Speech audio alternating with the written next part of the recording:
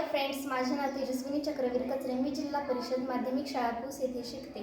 मी इयत्ता 9वीत आहे. मी आज आपणास विकसित भारत या योजनेअंतर्गत आपणास वायू प्रदूषण याबद्दल माहिती सांगणार आहे. जेव्हा पृथ्वीच्या वातावरणातील निसर्गतः नसणारे धन किंवा धन ऋण तसेच जैविक रेणूंचा समावेश असलेल्या पदार्थाची हानिकारक व अत्याधिक प्रमाणात वाढ होते, तेव्हा त्याला वायू प्रदूषण असे म्हणतात. त्यामुळे रोग, ॲलर्जी किंवा मृत्यूही होऊ शकतात.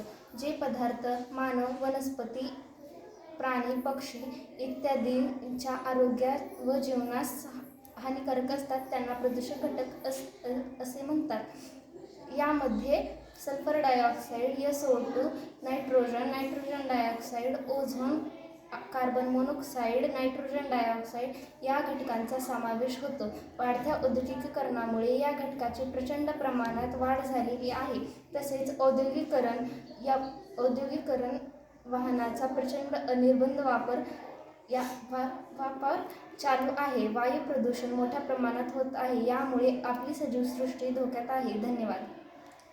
हॅलो फ्रेंड्स, माझे नाव साळवे श्रद्धा असून मी जिल्हा परिषद माध्यमिक शाळा पूस येथे इयत्ता 9वीच्या वर्गात शिकते. आत्ताच माझ्या मैत्रिणीने तुम्हाला वायू प्रदूषण याबद्दल समस्या सांगितल्या. मी तुम्हाला आपणास त्यावर उपाय सांगणार आहे. त्यामुळे वायू प्रदूषण नियंत्रणात राहील.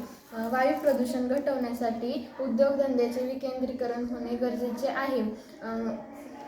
CNG गॅस व इलेक्ट्रिक वाहनांचा वापर करावा, जेणेकरून वायू प्रदूषण होणार नाही. मोठ्या प्रमाणावर वृक्ष लागवड करून त्याचे संगोपन करणे गरजेचे आहे. त्याचबरोबर विजेचा वापर कमी करावा. सर्वात महत्त्वाचे, उद्योगधंद्यामध्ये सौर ऊर्जेच्या वापरावर भर द्यावा व प्रदूषण कमी करावे.